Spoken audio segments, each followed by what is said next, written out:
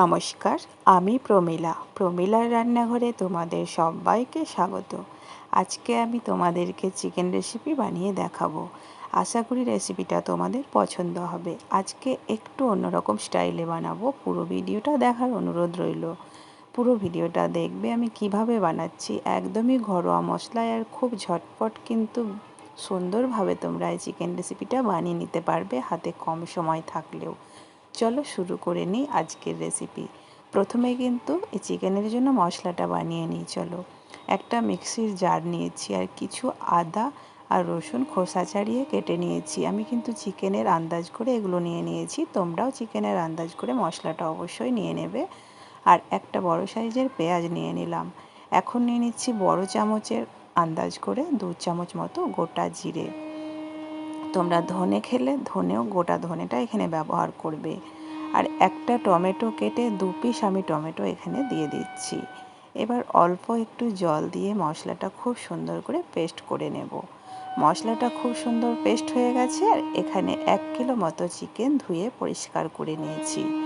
এবার যে মশলাটা আমি বানিয়েছিলাম সেই মশলাটা আমি কিন্তু চিকেনের মধ্যে দিয়ে দিচ্ছি। সম্পূর্ণ মশলাই কিন্তু আমি এর মধ্যে দিয়ে দিচ্ছি। মশলা দিয়ে দিয়েছি। এবার এর মধ্যে দিয়ে দিতে হবে কালারের জন্য হলুদ গুঁড়ো। স্বাদের জন্য লবণটা আমি একেবারেই দিয়ে দিচ্ছি, প্রয়োজন পড়লে পরে আবার দেব। ঝালের জন্য এখানে আমি লাল লঙ্কার গুঁড়ো ব্যবহার করছি। তোমরা এখানে কাঁচা লঙ্কাও কিন্তু বেটে নিতে পারো। তো তোমরা নিজেদের মতো করে ঝালটা অবশ্যই দিয়ে নেবে। এবার সবশেষে দিয়ে দিচ্ছি 2 চামচ মতো সর্ষের তেল। খুব ভালো করে হাত দিয়ে মাংসর মধ্যে মশলাটাকে মাখিয়ে নিতে হবে। এইভাবে মাংসের মধ্যে মশলা মাখিয়ে করলে অবশ্যই কিন্তু এর স্বাদ অনেকটাই বেড়ে যায়। মাখানো তো হয়ে গেল। এবার এটা 10 থেকে 15 মিনিট রেখে দেব। এবার বাকি কাজটা করে নিই।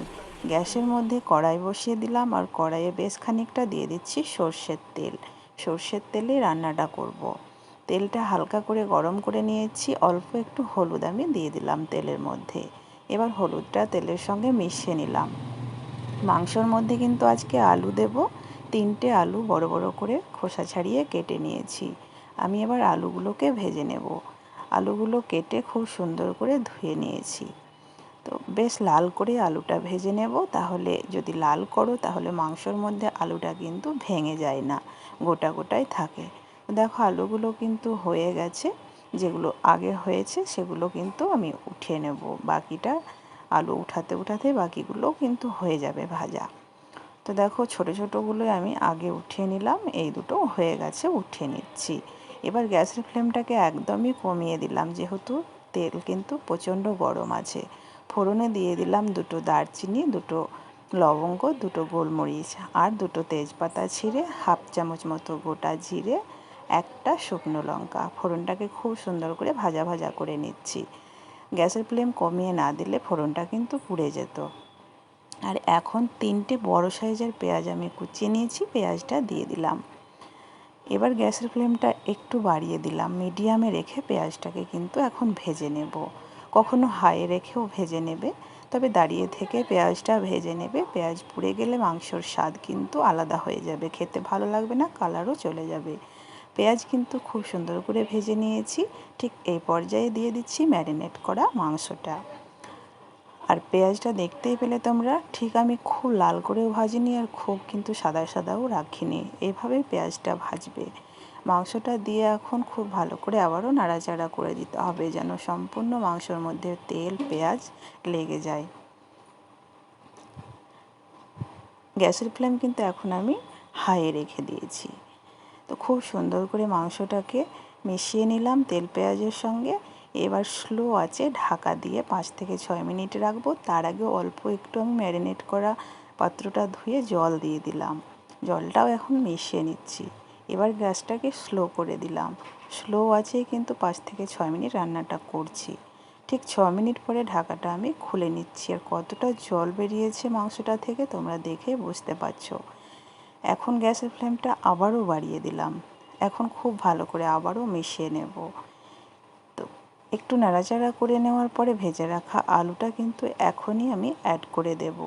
ঠিক এইভাবে রান্নাটা করবে। পুরো ভিডিওটা দেখো, দেখবে মাংসর স্বাদ একটু হলেও তোমরা আলাদা পাবে। যে টমেটোটা আমি বেটে নিয়েছিলাম 2 পিস, আর বাকিটা দিয়ে দিলাম এখন মাংসর মধ্যে। টমেটো আলু আবারও খুব ভালো করে মাংসের সঙ্গে মিশিয়ে নিচ্ছি। মেশানো হয়ে গেলে আবারও মিডিয়াম আছে আরও 5 মিনিট মতো ঢাকা দিয়ে রাখছি। এবার কিন্তু মিডিয়াম আঁচে রাখলাম, ঠিক 5 মিনিট পরে ঢাকাটা খুলে নিচ্ছি।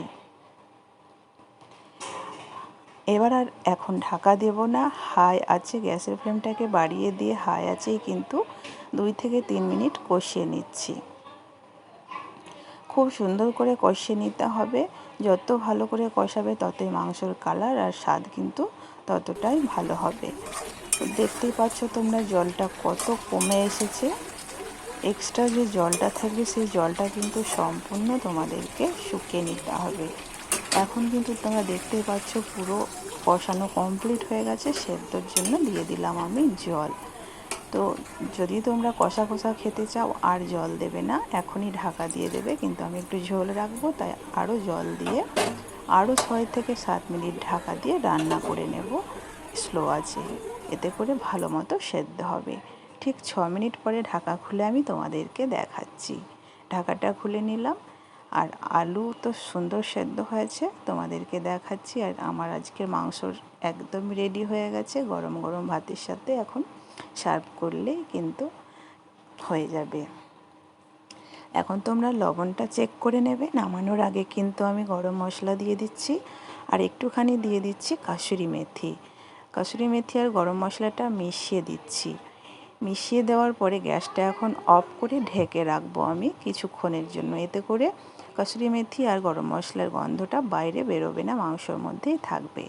ঠিক 1 মিনিট পরে আমি তোমাদেরকে দেখাচ্ছি কত সুন্দর কালার হয়েছে দেখো। আর না বানালে কিন্তু এর স্বাদটা তোমরা পাবে না।